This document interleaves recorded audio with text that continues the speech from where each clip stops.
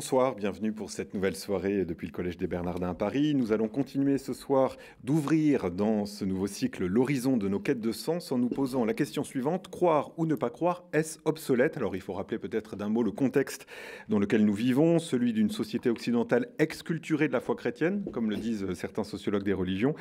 Dans cette société sécularisée qui est la nôtre, l'homme postmoderne, il reste un animal religieux sans pour autant faire profession de foi et de foi chrétienne. Le problème qui sera soulevé dans le débat de ce soir sera de savoir si la vie apportée par le christianisme peut être reçue sans avoir recours à la foi, ou si la foi est indispensable pour rendre compte de la nouveauté chrétienne. En d'autres termes, l'opération d'un retour au christianisme doit-elle être menée de façon privilégiée par des croyants, sachant s'appuyer sur les deux ailes de la foi et de la raison, ou peut-elle être menée avec fécondité par des hommes ne faisant pas profession de foi chrétienne, mais capables de montrer de quelle manière le christianisme, en nous sortant de nous-mêmes, peut nous révéler qu'un commun est possible? Ce sont deux grandes personnalités qui ont abordé ces questions sous différents aspects et qui ont accepté de venir ce soir. François Julien, bonsoir. Vous êtes philosophe, helléniste, sinologue, vous êtes professeur des universités, titulaire de la chaire sur l'altérité créée à la Fondation Maison des Sciences de l'Homme à Paris. Vous êtes l'auteur de nombreux ouvrages et je précise que vous êtes l'un des penseurs contemporains les plus traduits dans le monde. J'aimerais citer Si près tout autre de l'écart et de la rencontre paru cette année chez Grasset, et puis surtout bien sûr cet ouvrage pour lequel nous vous avons invité ce soir, Ressources du christianisme, mais sans y entrer par la foi, publié aux éditions de Lerne. Et j'ajoute qu'un remarquable cahier de Lerne vient de vous être consacré. Rémi Brague, bonsoir. Bonsoir. Vous êtes philosophe, vous êtes professeur émérite de philosophie grecque, romaine et arabe à l'université de Paris, Panthéon-Sorbonne, et à la Ludwig-Maximilian Universität de Munich. Vous êtes membre de l'Institut, Académie des sciences morales et politiques.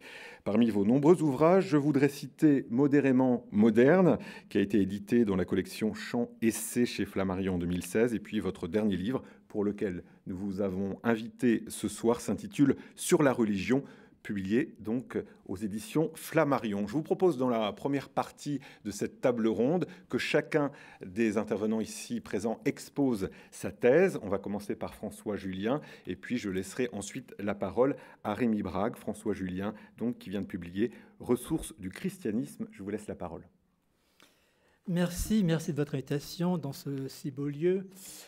Je vais dire en quelques mots ma thèse, qui n'est pas une thèse, qui est une proposition, qui est qu'il me semble que nous sommes embarrassés aujourd'hui par la question du christianisme et que cet embarras a des conséquences sociales, mais aussi politiques.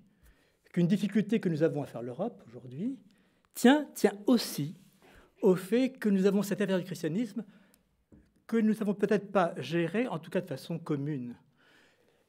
Et c'est pour ça que j'ai osé engager cette réflexion sous ce titre « Ressources du christianisme », mais sans y entrer par la foi, en considérant peut-être que peut-être ce clivage, y croire ou pas, ce bec pathétique, il a perdu la foi, enfin, était peut-être quelque part périmé. Périmé en tout cas, qu'on pouvait passer à côté de cette question clivante, y croire ou pas, pour y entrer.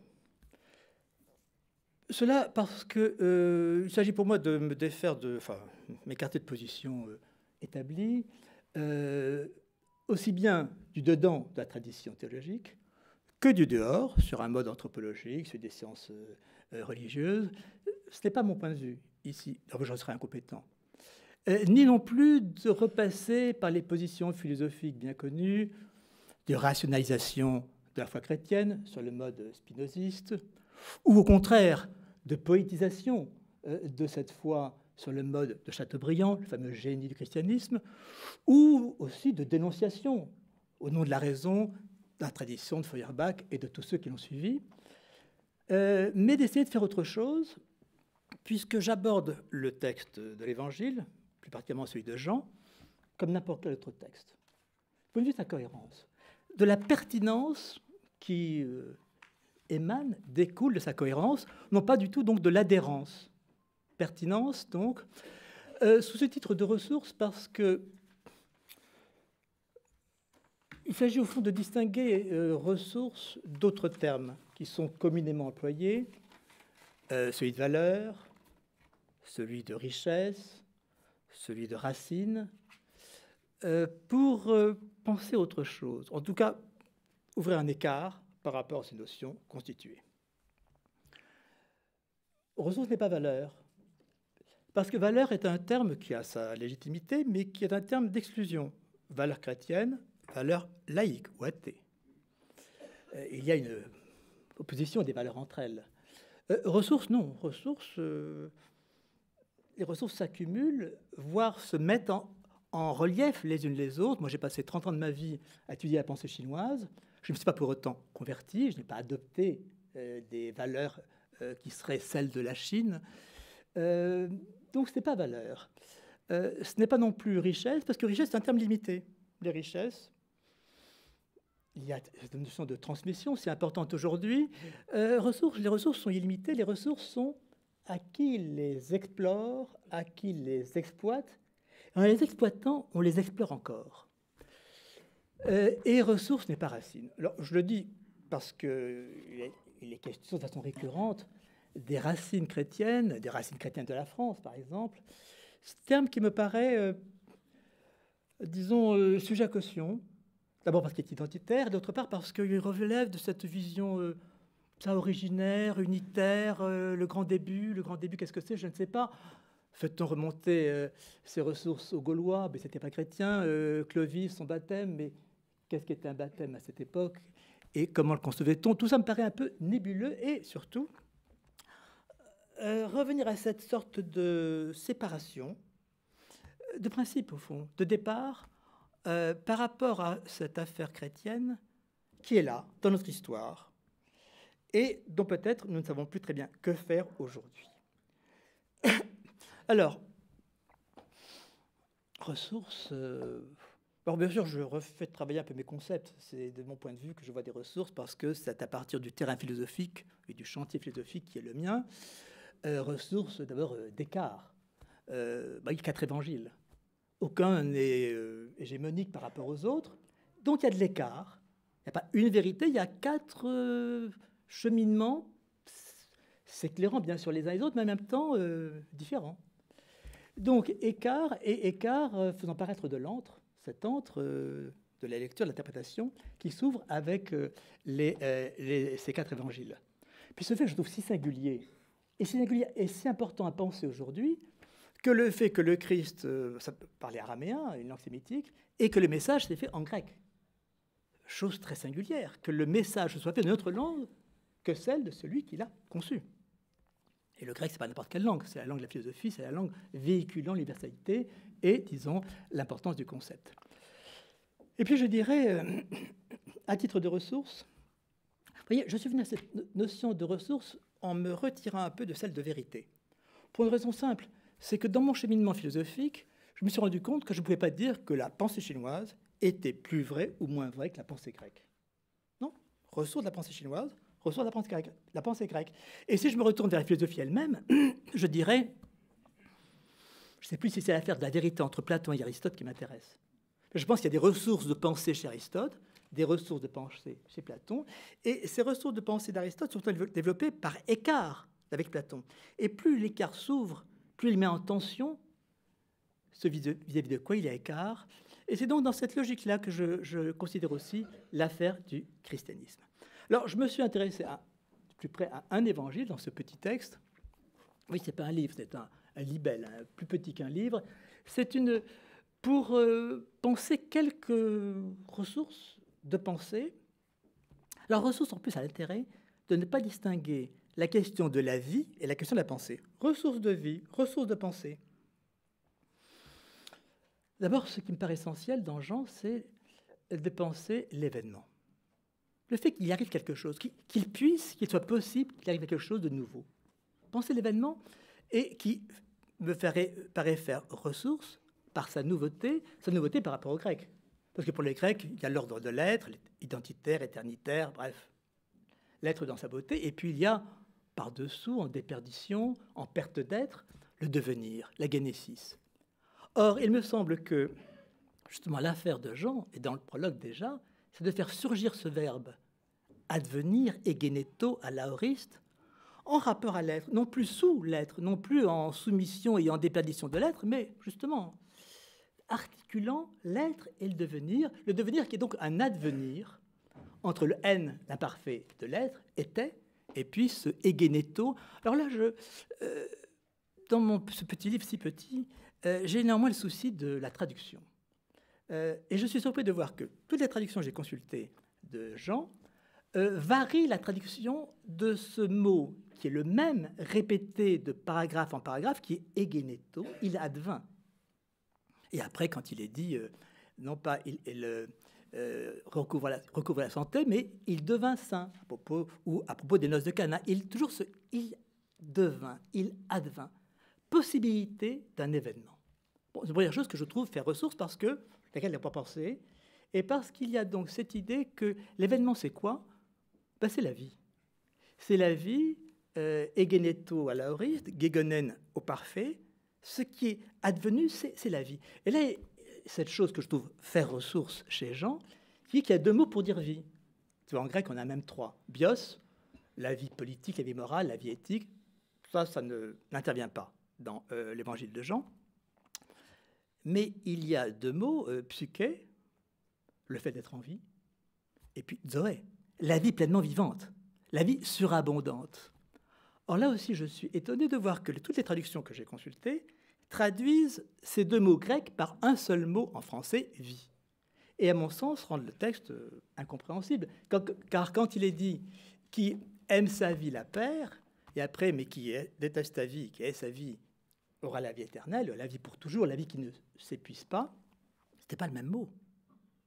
Et donc, il me semble important que Jean ait distingué le vital et le vivant.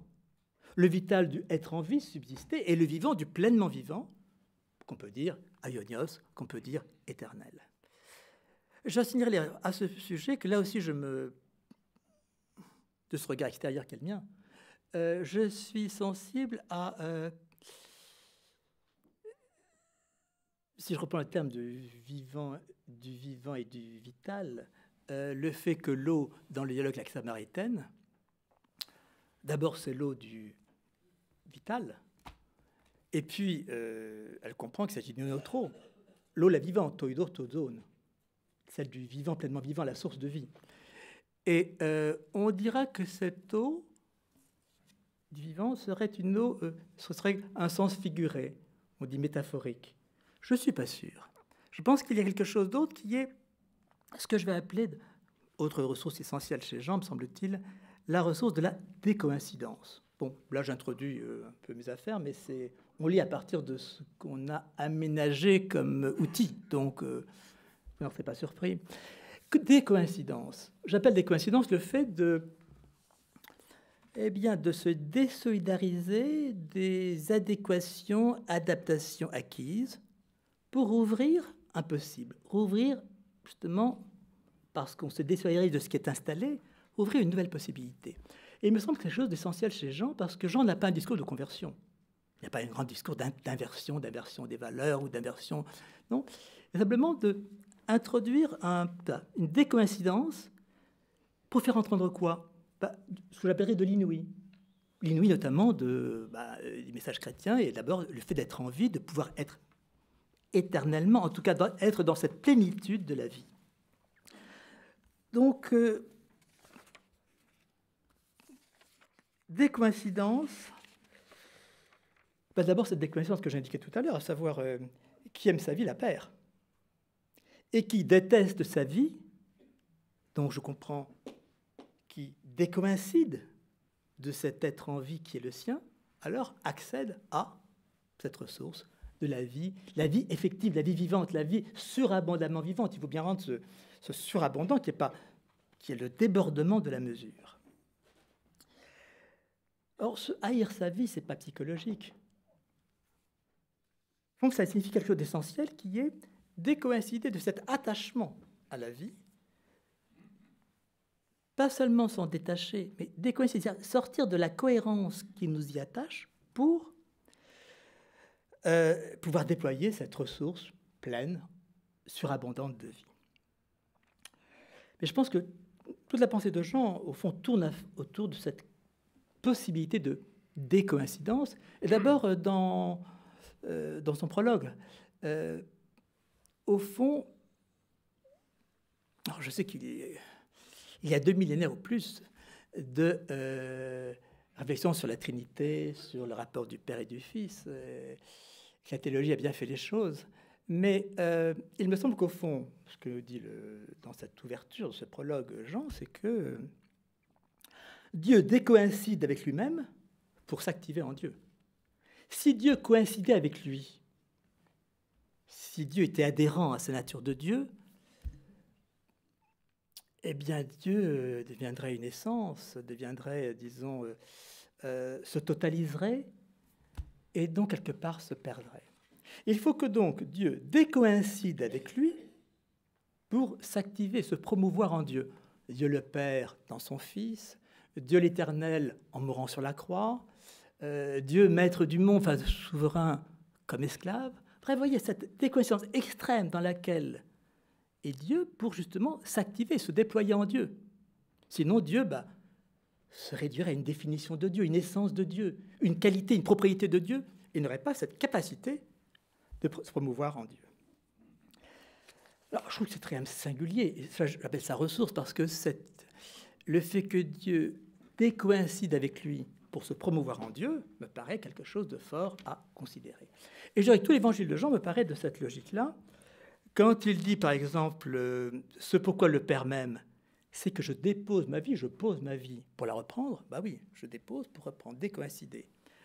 Ou, ce que je trouve magnifique, ce fameux « je me retire et viens vers vous ». Upago kai erkomai proximas. Alors je sais qu'au début du paragraphe, il y a « je me retire et reviendrai vers vous ». Palin erkesemai proximas. Mais justement, Jean décoïncide de lui-même. Il commence par ce thème plus facile, plus convenu. Je me retire et reviendrai vers vous, à nouveau, le futur. Et puis il le reprend en disant je me retire et viens vers vous. Il n'y a plus de nouveau, il n'y a plus de futur, il parle au présent. Et alors là, je trouve que la formule décoïncidente, son premier énoncé, devient beaucoup plus forte, puisque c'est en m'écartant de vous, en me retirant de vous, j'accède à vous. Upago kai erkomai proximas.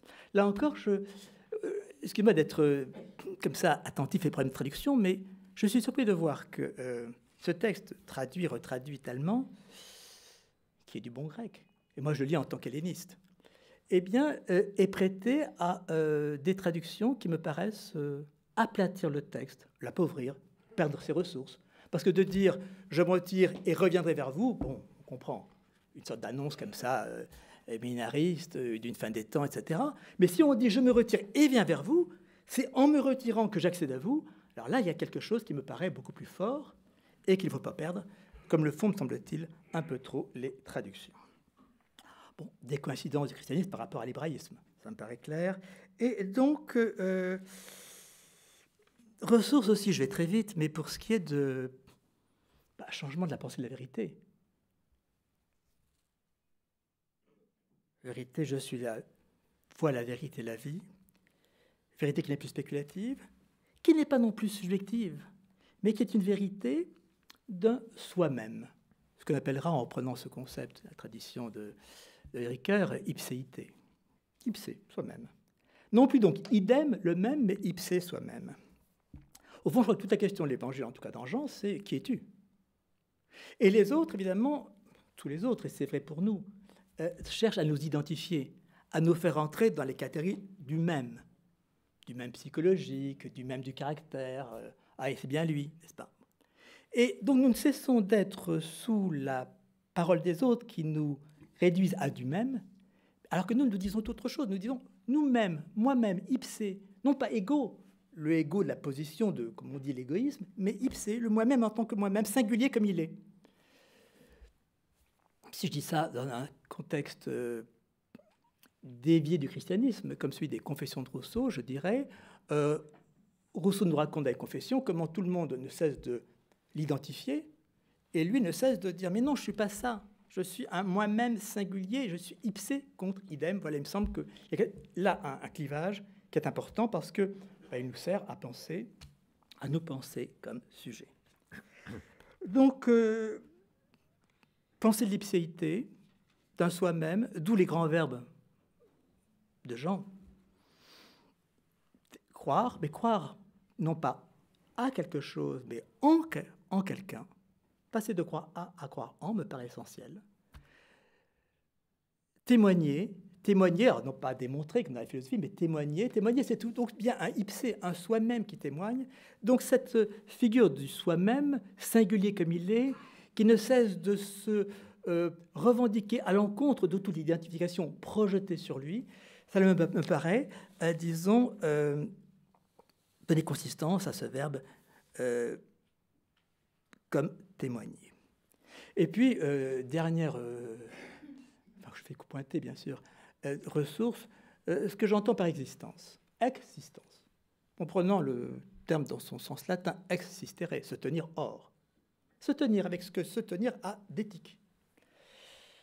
Oui, c'est comme ça que je comprendrais ce qui est dit dans Jean, la capacité de se tenir hors du monde, pour s'y promouvoir en sujet existant, c'est-à-dire excédant la mesure de ce monde. Donc, ni de façon psychologique, ni de façon anthropologique, mais cette formule qu'il faut prendre comme telle, énoncée, et puis avec laquelle il faut peut-être se battre un peu, qui est « je ne suis pas de ce monde » ou « ma royauté n'est pas de ce monde ».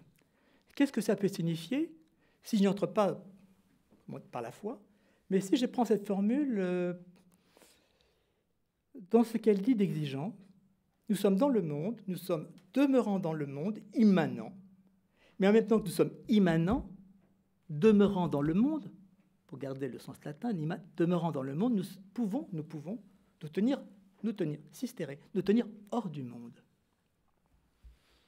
Je pense que notre vie se fait dans cette contradiction-là. Tout en demeurant dans le monde, je ne crois pas d'autre monde, nous pouvons nous tenir hors de ce monde, c'est-à-dire hors de la clôture, de cette sorte d'horizon défini qu'est le monde, ce qui est celui des échanges, de la communication, de la technologie, de tout ça. Bon, nous sommes pris dans ce monde. Mais étant pris dans ce monde, nous pouvons aussi nous tenir hors de ce monde, l'excéder, s'excepter, exister. Valeur du ex, se tenir hors. Se tenir hors, c'est comme ça que je comprends, alors aussi bien si je... alors, j'ouvre le compas très large, mais ce que dit Lévinas quand il dit qu'un visage n'est pas de ce monde, un visage, n'importe quel visage, n'est pas de ce monde, il n'est pas réductible, il n'appartient pas à ce dedans du monde, il en émerge. Émerge me paraît un terme essentiel, il en émerge. Mais je dirais tout autant, formule de Lacan, il n'y a pas de rapport sexuel. C'est-à-dire que la sexualité humaine, à différence de la sexualité animale, n'est pas toute dans l'adéquation, l'adaptation sexuelle. Elle a quelque chose qui, voilà, en sort, s'accepte, et complique bien sûr l'affaire. Donc cette capacité d'exister, je pense que dans le monde aujourd'hui actuel, avec tout ce qu'on dit du monde à venir, des robots, de tout ça, apprendre à exister, se tenir hors de ce confinement, de cette clôture intramondaine pour en émerger. Puis enfin, ressource à laquelle je suis particulièrement attaché parce que j'étais amené à penser à partir d'elle, celle de l'intime. Je pense que le christianisme a ouvert cette ressource de l'intime. Je ne vois pas d'intime chez les Grecs, pas de la pensée grecque. Il faut se méfier des traductions, là encore. Mais ni Hector et Andromaque sur la muraille de Troie, ni Alceste et Admète chez Euripide. Non, c'est... Chacun est dans son destin, chacun est dans son, justement, son bios, comme ça, singulier. L'intime. L'intime, il faut l'entendre en français, enfin plutôt en latin, terme latin. Intus dedans, intérieur plus dedans, intimus le plus dedans, le très dedans. Cette idée que le plus dedans de moi, c'est l'ouverture à l'autre. Et la grande phrase de Jean, Dieu étant, le Père est en moi, je suis dans le Père, ça signifie quoi? Je suis dans l'autre. Je suis dans l'autre. Le Père est en moi, je suis dans le Père. Et ensuite, je suis en vous, vous êtes en moi. Être dans l'autre. Là, il me semble qu'il y a quelque chose de... Voilà, que la culture européenne a tellement assimilé, sous des figures d'ailleurs souvent un peu plus volatiles, qui est cette chose rigoureuse, qui est cette qu'est-ce que cette capacité de pouvoir, non pas se transporter dans l'autre, mais se trouver au plus profond de l'autre. Intimus, au plus dedans. Puisqu'intime dit à la fois le plus dedans de moi, conscience intime, mon intime conviction, le plus dedans, en deçà de quoi je ne peux pas remonter, et en même temps, nous sommes intimes, nous. Donc intime promeut ce nous d'ailleurs qui n'attribue plus l'intime. L'intime n'est pas plus à l'un qu'à l'autre. L'intime, c'est justement cette capacité-là d'habiter au plus profond de l'autre, sans qu'il y ait fusion pour autant, mais en maintenant cette singularité des sujets, mais dans cette capacité d'ouverture au plus profond du sujet. Bref, pour moi, il y a là, si vous voulez, des ressources dont je me dis qu'elles mériteraient peut-être, alors je n'ai fait qu'il y a quelques-unes à partir de mon travail, mais qu'elles mériteraient d'être explorées et peut-être donc de reconfigurer notre rapport au christianisme, rapport, je dirais, communautaire, politique, sans que ce soit l'opposition y croire ou pas, chrétien ou non, celui qui croyait au ciel, celui qui n'y croyait pas, qui fasse entrer. Donc dans mon titre, si vous voulez, ressources du christianisme, avec ce pluriel indéfini, des ressources, il y en a autant qu'on peut les explorer, et puis, un mais dialectique. Alors j'ai dit ça parce que la tradition italienne, ça a été ressources du christianisme, même pour les non-croyants. Évidemment, c'est tout autre chose.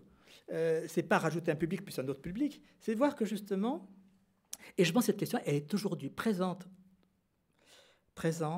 et qu'elle est, si on ne la traite pas, si on ne l'aborde pas, si on ne l'affronte pas, eh bien, cette chose si embarrassante, collectivement, eh bien, a des conséquences négatives, et notamment sur le plan, je dis, politique. Incapacité à faire l'Europe aujourd'hui, si on ne sait pas assumer et prendre en main cette affaire-là.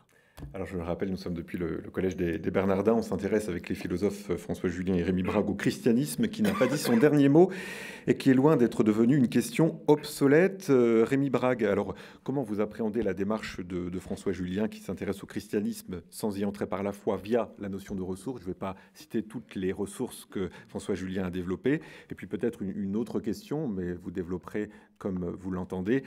Quelle est votre démarche à vous? Est-ce que c'est une démarche d'apologie du christianisme? Certainement pas. Non, je me situe par rapport au livre de François Julien. Enfin, on m'a expliqué qu'il s'agissait d'en parler avant tout. Et plus j'y pense, plus je me demande si je suis bien la personne idéale pour discuter du livre de François Julien. En effet, celui-ci parle d'un sujet qui ne m'intéresse pas, à savoir le christianisme. Étant moi-même chrétien, je ne m'intéresse pas au christianisme, je m'intéresse au Christ. Ceux qui s'intéressent au christianisme, ce sont ceux qui lui restent extérieurs. Que ce soit pour en dire du bien, en disant, bon, il a une grande valeur culturelle, la civilisation chrétienne, l'Occident chrétien, gna, bon. Que ce soit pour en dire du mal, pour dire qu'il est responsable de tous nos malheurs. On trouve des gens pour dire ça. Donc, s'intéresser au christianisme, c'est le fait de ceux qui lui restent extérieurs, ce pourquoi le titre et le sous-titre font tautologie. C'est précisément parce qu'on n'y entre pas que l'on peut s'intéresser au christianisme. Lorsque l'on y entre, on cesse de s'intéresser au christianisme, on s'intéresse au Christ, que je trouve, en ce qui me concerne, beaucoup plus intéressant que le christianisme. Et encore, le Christ lui-même ne s'intéressait pas tellement à lui, il s'intéressait au Père. Donc, adhérer au Christ qui a dit, c'est un passage que François Julien cite et commente intelligemment, celui qui a dit qu'il était bon qu'il s'en aille, il dit ça aux disciples, il est bon que je m'en aille, c'est dans le 16e chapitre de Jean, au verset 7. Donc, adhérer au Christ, c'est s'intéresser au Père plus qu'à lui, ou le regarder comme celui qui ouvre sur le Père invisible. Non pas un intermédiaire, mais plutôt une fenêtre ouverte. Non pas un écran, mais au contraire une ouverture. Alors s'intéresser au christianisme, c'est une attitude assez actuelle, hein, que ce soit, je le répète, dans une tonalité négative ou dans une tonalité positive. Alors, pour désigner ceux qui, positivement, considèrent que la contribution du christianisme à notre civilisation est, pour le dire avec Georges Marchais, dans un autre contexte, globalement positive, pour nommer ces gens-là, j'ai inventé un adjectif. Je suis le fier inventeur d'un adjectif, qui est l'adjectif christianiste. Le christianiste est celui qui a une opinion plutôt positive sur le christianisme, sans être chrétien lui-même. C'est-à-dire quelqu'un qui juge que cette religion dont il salue l'apport culturel n'est pas assez bonne pour lui. Elle était bonne pour nos ancêtres, elle était bonne pour l'Occident. Ceux qui parlent actuellement de défendre l'Occident chrétien ne me sont pas extrêmement sympathiques, mais en tout cas, ils jugent que le christianisme n'est pas assez bon pour eux. Alors, il y a parmi ces gens qui s'intéressent au christianisme des philosophes de haute volée, chrétiens ou non. Fichte était chrétien à sa manière peut-être pas très orthodoxe du point de vue de la Grande Église. Michel Henry, avec lequel vous avez un intéressant débat, 3 pages dans ce petit livre, ça n'est pas rien. Il y avait parmi eux des juifs comme Taubes, Jacob Taubes, qui s'intéressait avant tout à Paul, dont il faisait une lecture tout à fait paradoxale. Et puis il y a des athées comme Slavoj Žižek ou d'autres, qui s'intéressent aussi d'ailleurs surtout à Paul. Et vous avez l'intérêt, François Julien, de vous intéresser plutôt à Jean. Enfin, vous vous retrouvez avec Fichte d'ailleurs, avec lequel vous avez peu de points communs, mais enfin vous avez et avec vous retrouvez aussi avec Michel Henry, d'où l'explication que vous menez avec lui. Et bon, vous tirez de Jean ce que vous appelez des ressources.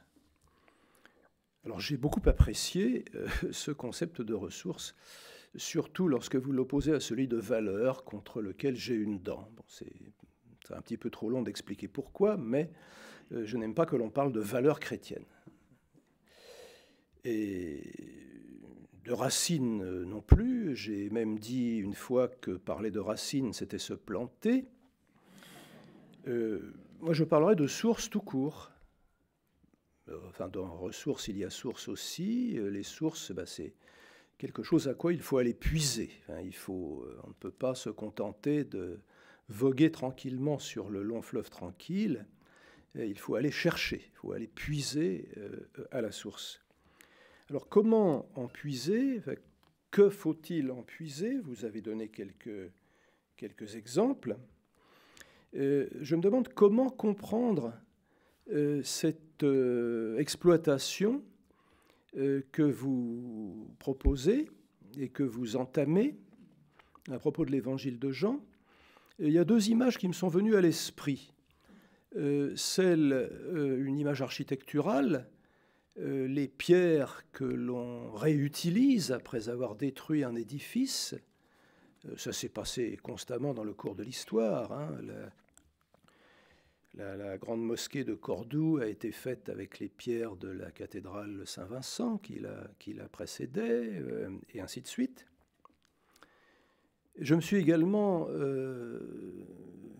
vu hanté par l'image du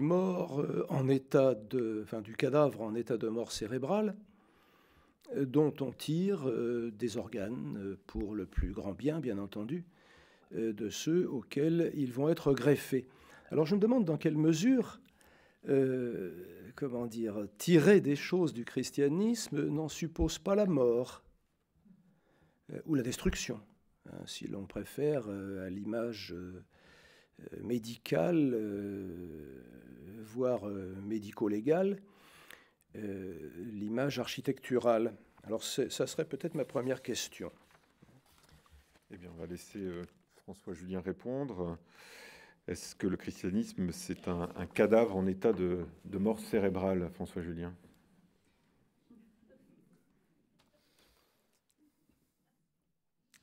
Bon, D'abord, la question du christianisme. Je comprends tout à fait la distinction que tu as introduite. Reste qu'il y a un fait d'histoire, un fait de citation. Moi, je n'ai pas parlé de ressources culturelles du christianisme. Je ne me suis dit pas du point de vue de la culture. Mais je constate qu'il y a quelque chose qui, dans l'histoire, s'est constitué socialement, idéologiquement, politiquement, comme étant le christianisme. Et je n'ai donc pas fui le terme. J'aurais pu dire ressources chrétiennes. J'aurais pu le faire. Je ne l'ai pas fait à dessein. Parce que je voulais justement prendre en considération ce fait historique-là. Quand Chateaubriand parle du génie du christianisme, il prend en compte cette dimension-là. Donc il ne s'agit pas de ressources culturelles, il s'agit de ressources de pensée ou de vie, d'existence, je dirais plus précisément. Mais je crois qu'il faut assumer ce qu'il y a dans l'histoire. Je comprends très bien que tu dises « je suis chrétien, donc le christianisme, je m'en fiche, puisque je suis dedans ». Donc cette chose comme ça, installée dans l'histoire, ce n'est pas vraiment mon affaire, certes.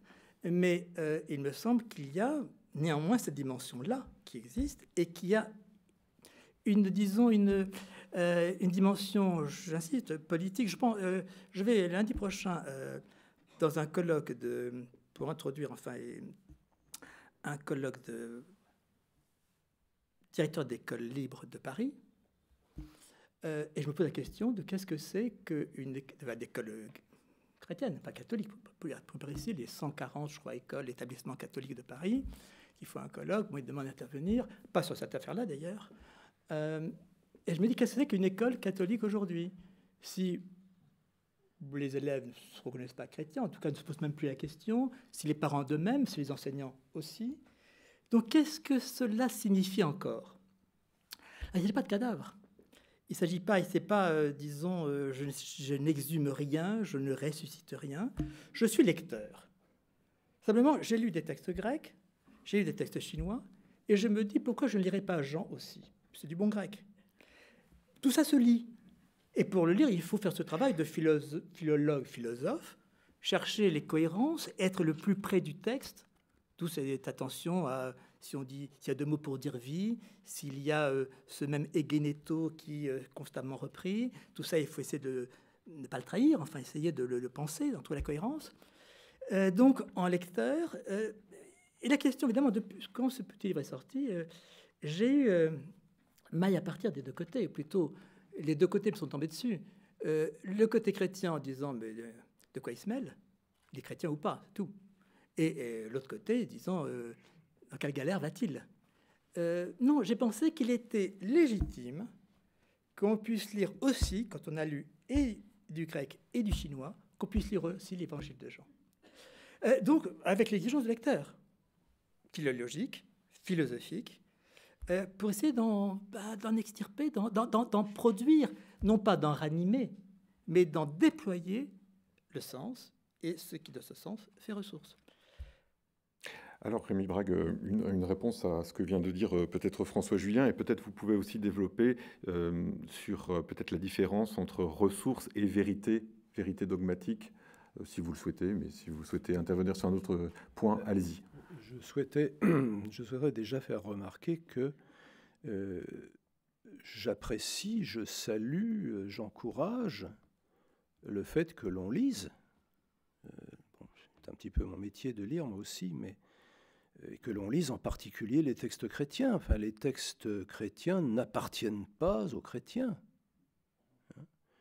Bon, ils sont, dans le domaine public. Et je crois qu'il est très bien que, on les lise du point de vue qui est à chaque fois le sien. Et bon, j'ai parlé de Fichte tout à l'heure. Il y a des choses magnifiques dans Fichte. Michel Henry, lui, était chrétien, donc on peut le soupçonner de quelque partialité.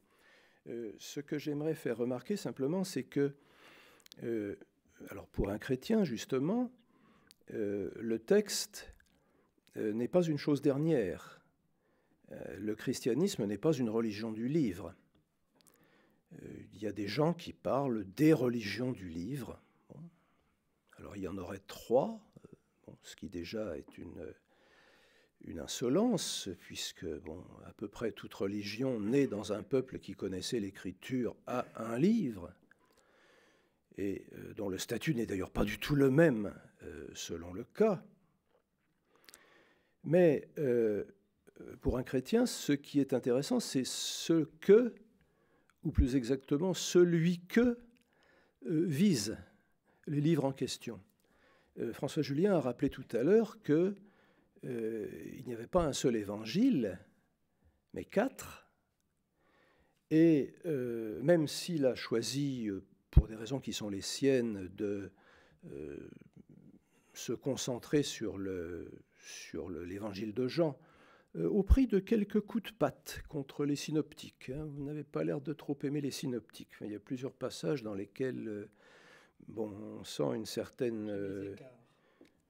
Donc non pas les unes, mais Je les aime encore plus que vous, puisque je pense que l'écart principal n'est pas entre les 4 textes, mais entre les 4 textes et celui qu'ils visent, enfin celui dont ils parlent. Et, qui prend d'autant plus de relief. C'est une sorte de double stéréoscopie. Celui qui se trouve au centre du carré évangélique, c'est la personne de Jésus.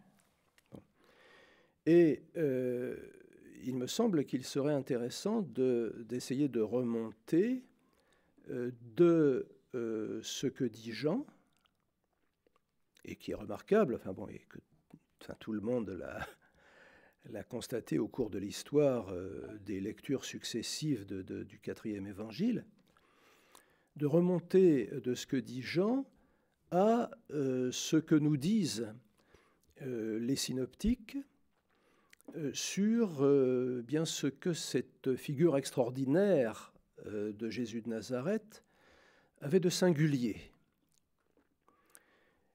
Beaucoup de choses que l'on trouve dans Jean peuvent se lire comme étant le développement d'indications parfois assez furtives qui se trouvent dans les 3 autres évangiles et que les critiques bibliques les plus sévères considèrent comme étant ce que Jésus avait vraiment de propre, ce que le Jésus de l'histoire, comme ils disent, avait vraiment de propre. Par exemple, lorsque vous parlez du je extraordinaire, le je sans référence à une autorité, c'est page 90 de votre livre, eh bien, c'est un développement de cette pratique unique, semble-t-il, à l'époque, de Jésus de Nazareth, qui était d'enseigner sans citer son maître. Dans le Talmud, c'est toujours Rabbi Dupont dit au nom de Rabbi Durand telle chose. Un rabbin ne parle jamais en son propre nom, mais toujours en rapportant ou en prétendant rapporter les paroles de son maître. Jésus, lui, parle avec autorité. Notamment dans Matthieu 5, dans les Béatitudes. Par exemple, on vous a dit, moi je vous dis. Alors, qui désigne ce « on » ? Moïse, les interprètes postérieurs qui ont essayé de faire l'exégèse de la Torah, on ne sait pas trop. Mais ce qui est intéressant, c'est que ça semblait frapper ses contemporains. En tout cas, nous avons chez Matthieu et chez Marc 2 témoignages de la surprise de ces gens. Qu'est-ce que c'est que ce type qui se permet d'enseigner en son propre nom, au lieu de dire ma doctrine, c'est celle de mon maître, etc. Et puis, un autre aspect de la figure du Christ que Jean développe et creuse sans doute, c'est le rapport tout spécial de Jésus avec Dieu, qu'il appelle papa, avec le mot arabéen Abba, qui est donc l'hypocoristique dont se servent les petits-enfants. Que Dieu soit père, c'est d'une certaine manière une banalité. Freud l'a dit avec suffisamment de clarté, même si c'est dans le judaïsme que cet aspect paternel de Dieu est arrivé à l'incandescence, a pris sa formulation la plus nette. Mais Jésus fait un pas de plus en appelant Dieu papa, bon, ce qui témoigne quand même, pour le dire familièrement, d'un certain culot. Et il y a, alors là aussi, dans une source dans un passage que l'on rattache à la source la plus ancienne, enfin, que les critiques rattachent à la plus ancienne, ce fameux passage que l'on appelle l'aérolite johannique. Alors il n'est pas chez Jean, mais c'est en style johannique, de même que symétriquement, vous l'avez fait remarquer, le passage sur la femme adultère en Jean 8 semble une sorte d'aérolite synoptique en plein dans le 4e évangile. Et dans l'aérolite en question, il y a cette exclamation bon, nul ne connaît le Père si ce n'est le Fils, nul ne connaît le Fils si ce n'est le Père. On a l'impression que c'est du Jean. Et en fait, c'est chez Matthieu et Luc. Bon. Alors, bon, je ne dis pas ça pour faire de la philologie à bon marché, parce que bon, c'est pas mon métier, enfin, surtout pas de l'exégèse biblique à bon marché, mais pour montrer que pour un chrétien, alors pour quelqu'un qui est entré dedans, la question c'est, bon, qu'est-ce que c'est que ce type-là ? Qu'est-ce que c'est que ce type bizarre ? D'ailleurs, je voudrais bien vous poser une question. Je me demande si je ne me suis pas mépris sur la signification de votre sous-titre. Parce qu'on peut le lire en deux sens. Hein ? Ressources du christianisme, mais sans y entrer par la foi. Ça peut vouloir dire « je n'y entre pas du tout », mais ça peut vouloir dire aussi « j'y entre, mais par une autre porte que par la foi ». Ça m'intéresserait de savoir si je... Un troisième sens. Ah. C'est le second, mais avec une nuance. C'est... Non, c'est pas le premier. J'y entre, puisque j'entre dans le texte, puisque je cherche à le lire. J'y entre. Si le christianisme est un texte.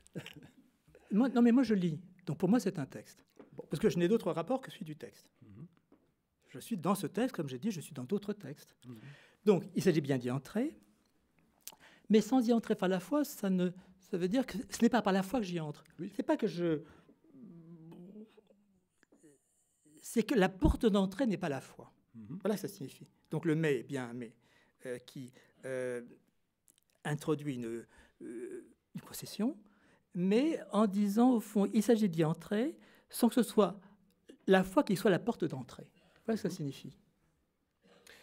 Alors j'aimerais rappeler à nos éditeurs qu'avec François Julien, auteur de Ressources du christianisme aux éditions de Lerne, et Rémi Brague qui publie Sur la religion aux éditions Flammarion, on explore les contours du christianisme qui, peut-être contrairement aux idées reçues, a des ressources pour nos sociétés en quête de sens. J'aimerais que vous puissiez revenir, François Julien, à cette singularité de la personne de Jésus qu'évoquait Rémi Brague, et j'aimerais vous faire réagir à votre propos, ce que vous soulignez dans votre livre. Vous dites que ce qui est caractéristique de l'évangile de Jean, c'est le passage de l'éros à l'agapé.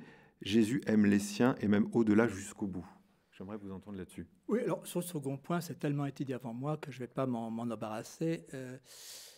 Mais disons deux choses. La première, oui, ce qui me paraît important, Rémi Brague l'a dit, c'est ce je qui émerge. Je suis. Qui est-il ? La question que tout le monde se pose, qui est-il ? Et ce cheminement qui tend à vouloir identifier quelqu'un qui n'est pas identifiable. Je crois que c'est là qu'il y a une force, si vous voulez, dans le propos tenu.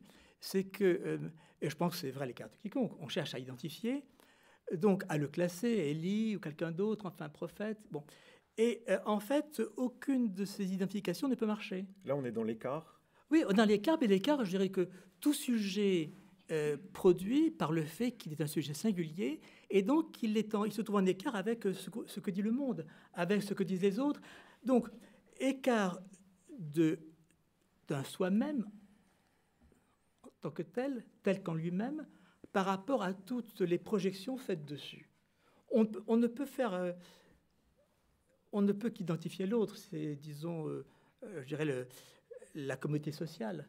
Mais en même temps que nous ne pouvons qu'identifier l'autre, il est juste que l'autre puisse dire « je ne suis pas ça, je ne suis aucune de vos identifications ». Et donc, ouvre un écart par rapport à tout ce qu'on peut dire connaître de lui. Donc je pense qu'il y a effectivement quelque chose d'essentiel parce que cette affaire-là est liée à la vérité. Et c'est ça qui fait apparaître une autre figure possible de la vérité, même pas figure, plus que ça. Une autre possibilité de la vérité qui n'est plus dénoncée, qui est justement de cette émergence d'un sujet qui, voilà, ne cesse de donner à chercher qui il est sans qu'aucune des identifications en face de lui puisse convenir. Alors, en même temps, contrairement à ce que tu viens de dire, je dirais que la difficulté à dialoguer ensemble est intéressante. Je ne cherche pas un dialoguant idéal. Je cherche une situation qui fasse apparaître dans quelle difficulté nous sommes. Donc je comprendrais bien qu'il y ait une position qui est de dire « je suis dedans ». Donc le christianisme, ça ne m'intéresse pas, moi c'est le Christ, et puis derrière le Christ, c'est Dieu, c'est le Père, c'est Papa. Très bien. Mais je pense qu'il est important que nous puissions essayer d'entrouvrir nos positions respectives, parce que il me semble qu'il y a néanmoins, globalement, un certain malaise avec l'affaire chrétienne aujourd'hui. Alors, une guerre, ça date depuis le début des temps, c'est pas nouveau, certes, mais pensons le présent. Et le fait que, je citais les écoles dites catholiques, oui, mais bon, on n'est pas croyant, mais on y va pourquoi? Parce que les enseignants sont meilleurs, ou la discipline est mieux faite, ou je ne sais pas, bon, des raisons diverses. Mais au fond, je veux dire, il me semble que socialement, idéologiquement, on est en difficulté avec cette affaire. Et donc, la proposition de dire, on pourrait lire, moi je suis lecteur, lire le christianisme, Jean, enfin un évangile, quelques pages, comme on lit d'autres textes, sans que ce soit un rapport de foi qui, au départ, soit requis, y croire, mais pour en éprouver ce qui en est ce qu'appelle ressource. La capacité, première ressource, c'est quelque chose qu'on explore, qu'on exploite, donc on fait travailler. Voilà. C'est cette proposition-là, parce qu'il me semble, je me suis gardé de dire culturel. C'est pas du point de vue culturel, je ne pose pas la culture commune et puis la foi chrétienne. Mais il me semble qu'il y a quelque chose qui est...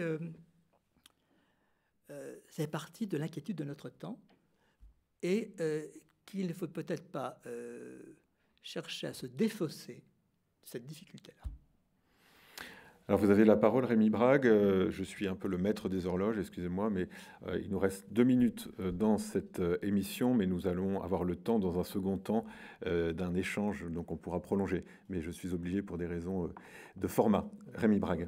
Il y a un point sur lequel je voulais réagir, c'est justement votre lecture de l'évangile de Jean. Vous avez cette expression, page 84, « un homme qui prétend qu'il est Dieu ». Alors pour moi, c'est exactement ce que Jésus n'a jamais fait.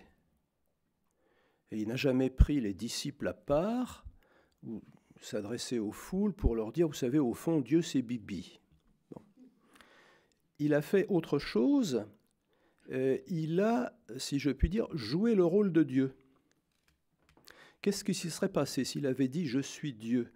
Le mot « Dieu » existait dans le vocabulaire de l'araméen et de l'hébreu, à plus forte raison de l'époque, et du grec. Les gens se seraient dit, bon, un Dieu, on sait ce que c'est, donc lui doit entrer dans le cadre en question. Enfin, il doit être un Dieu comme tout le monde, si je puis dire, comme tous les autres dieux. Or, c'est son action, c'est la manière dont il joue le rôle de Dieu. Et un chrétien dit, c'est pas étonnant qu'il le joue bien, puisque justement, il joue son propre rôle.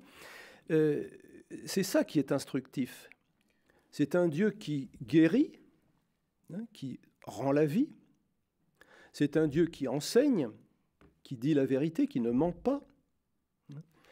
C'est un Dieu qui raconte des histoires qui ont pour but de libérer ceux dont il parle, de les rendre à la santé. Et j'aime bien la formule de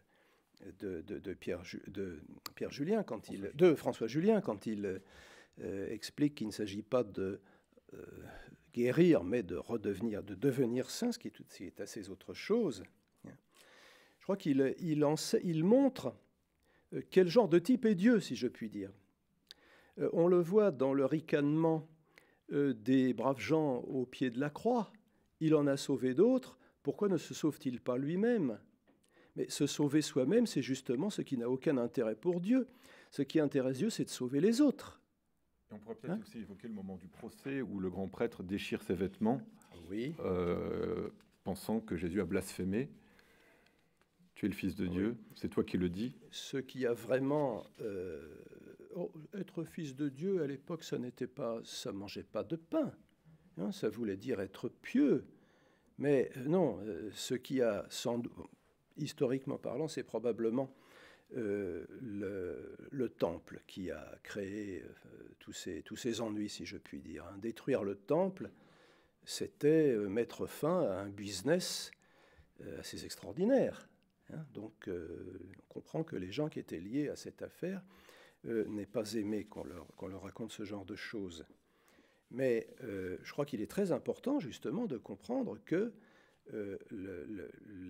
comment dire, ce qui singularise Jésus, ce n'est pas un message, comme on le dit, que ce message soit en araméen, en grec ou dans je ne sais quelle autre langue. C'est une pratique, c'est ce qu'il fait. Hein, le message, enfin, ce qu'il dit, éclaire ce qu'il fait et ne prend son sens que par rapport à ce qu'il fait. Autrement, ça serait un maître de sagesse. Vous en parlez de cette éthique, je ne sais pas si le mot vous convient, en tout cas dans votre livre, François Julien, et le fait que finalement le christianisme ait aussi un impact sur nos pratiques. Oui, je ne sais pas si le terme d'éthique n'est pas trop court, voyez. Mais il y va de la vie, je veux dire. Il y va de la vie, et il y va de la vie en tant que zoé et non pas en tant que psyché. Non pas demeurer en vie, mais de déployer la vie. Là, il me semble qu'il y a quelque chose effectivement de fécond, enfin, qui donne à penser. Vous voyez, c'est ça qui me paraît, enfin, dans la lecture que j'en ai, essentiel, c'est que, vous voyez, si je parle de ressources, c'est que je ne me situe plus dans la perspective vrai ou faux, authentique ou pas, historique ou non historique, mais dans la perspective de à quoi ça peut servir aujourd'hui pour penser. Et pour penser cette chose si difficile à penser qui est la vie, puisque la vie, on est dedans. Donc, on est dans ce rapport immédiat à la vie, et comment donc pouvoir la penser, puisqu'on est dedans depuis que je suis en vie, voilà. Donc, c'est important, par exemple, ce clivage entre psyché et zoé, la vie vitale, la vie vivante, ça nous donne prise pour penser ce que peut être la vie comme événement, cette sorte de... La vie, c'est de l'événementialité acquise. Enfin, bon, tout cela, si vous voulez, me paraît faire ressource. Et je comprends très bien que se maintienne, peut-être malgré nous, ce clivage entre je suis chrétien et vous ne l'êtes pas. La question, c'est est-ce qu'on en restera là? Est-ce que, disons, l'avenir du christianisme, c'est de rester dans cette opposition? Je suis chrétien, donc le christianisme, je m'en fiche, parce que je m'intéresse à ce rapport-là, au Père, au Fils, mais derrière le Fils, le Père, etc. Ou ceux qui verraient du dehors l'affaire chrétienne. Il me semble qu'il est temps de défaire cette dehors-dedans. Il s'agit d'entrer, mais pas entrer par la foi, c'est-à-dire sans que la foi soit la condition d'entrée. C'est ça que mon titre dit, et mon sous-titre, n'est-ce pas? De façon à peut-être faire que... Parce que je pense qu'il y a un coût, si vous voulez, à cette séparation-là, et une forme d'inintelligence réciproque. C'est contre quoi j'ai essayé d'intervenir, pas par un livre, par un libelle, par une chose courte, n'est-ce pas? Il ne s'agit pas de... Je ne suis pas savant dans la matière, mais je pense qu'elle est essentielle, et que si on lit en grec, en serrant le grec, on peut y entrer. Je vais laisser le mot de la fin à Rémi Brague, puisqu'on arrive au terme de cette table ronde. Rémi Brague, puisque François Julien a commencé, je vous laisse terminer, en guise d'ouverture, quelques mots. Peut-être quelques mots sur l'éthique, justement. J'aime pas trop le mot. Le mot moral, vous l'aimez encore moins, François Julien, et je le comprends. Mais j'aimerais commenter une phrase de votre libelle, comme vous dites. La vérité, dit Jean, libère. Alors non seulement elle libère de la servitude du péché, formulation traditionnelle de la morale, mais s'il y a une formulation qui n'est pas traditionnelle, c'est bien celle-là.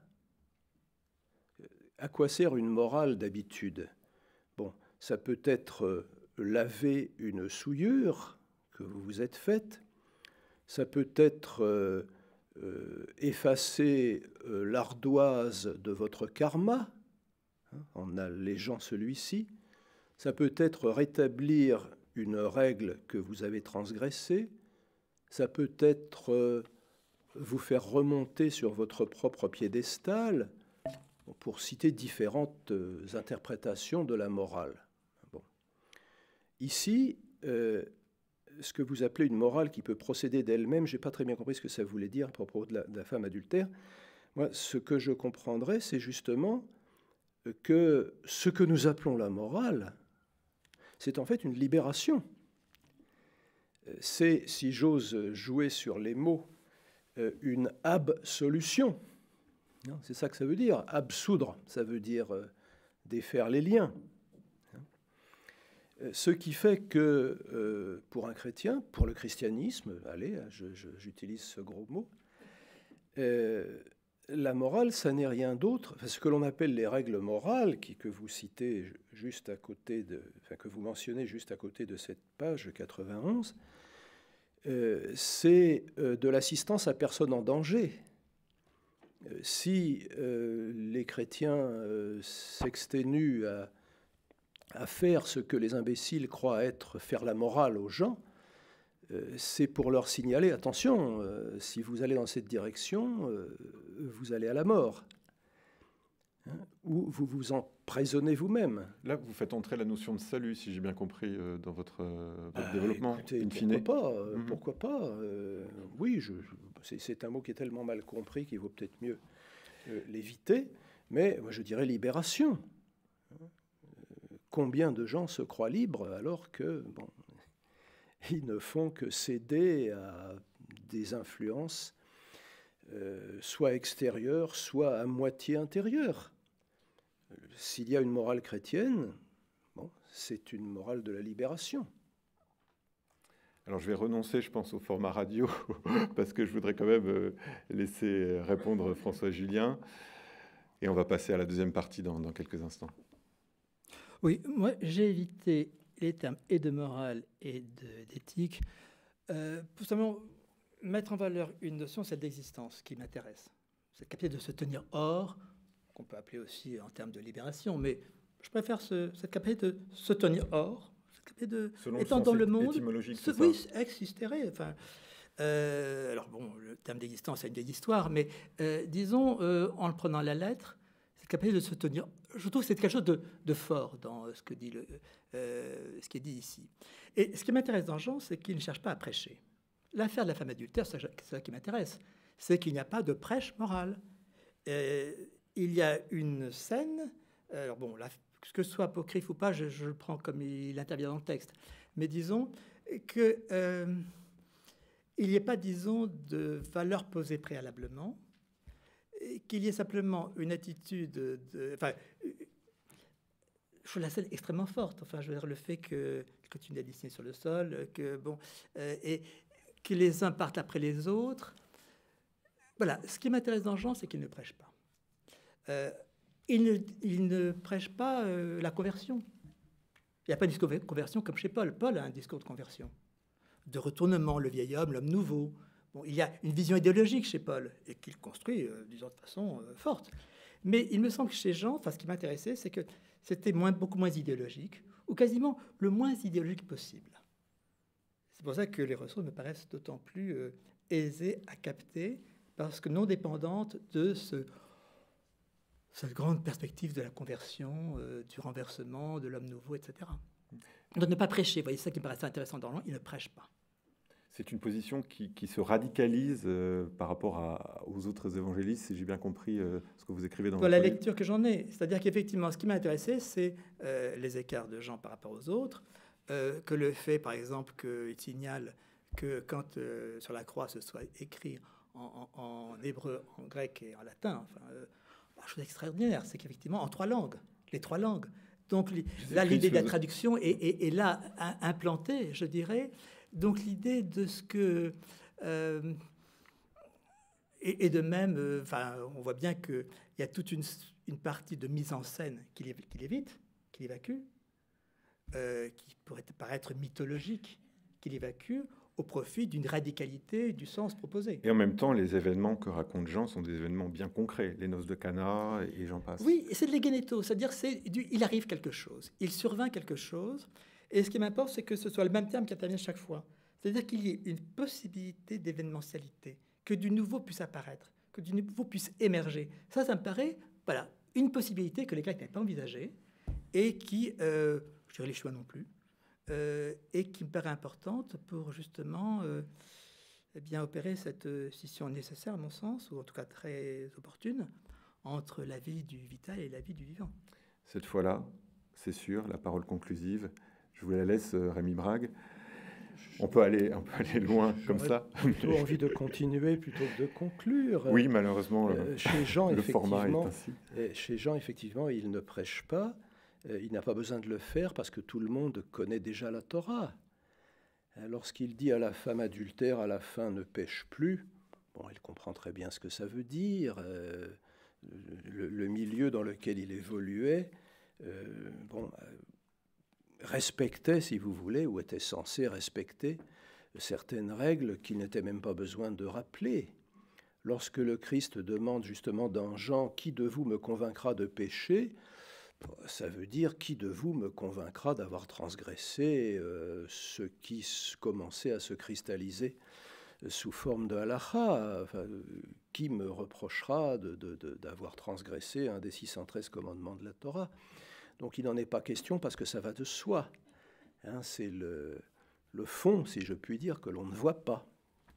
Allez, on reste sur ces mots. On va prolonger dans la deuxième partie de cette soirée. Je rappelle juste le titre de votre livre, François Julien, « Ressources du christianisme, mais sans y entrer par la foi » aux éditions de Lerne, et Rémi Brague sur la religion, publié aux éditions Flammarion.